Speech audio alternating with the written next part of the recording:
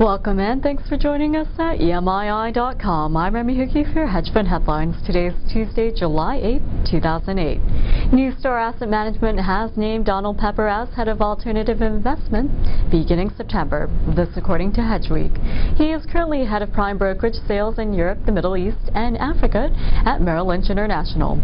Pepper, who was active in prime brokerage sales at Goldman Sachs between 1987 and 2003, will head a dedicated hedge fund team of 10.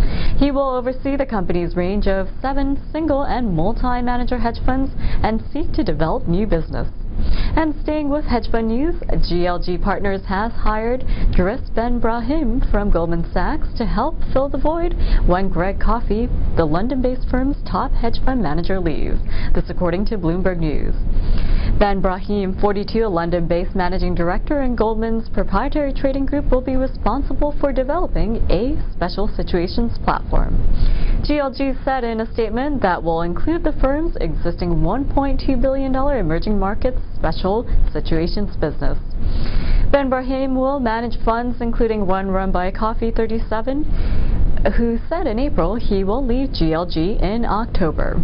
And moving on to more hedge fund news, the Alternative Investment Management Association is to publish the world's first global guide to sound practices for fund of hedge funds managers.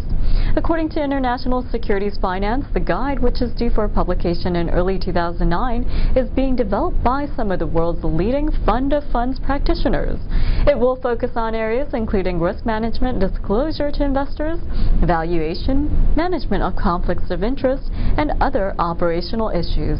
It is meant to be a practical business tool for fund of hedge funds managers and will also seek to provide relevant and insightful information for the investor, regulatory and political communities, and the hedge fund industry's service providers.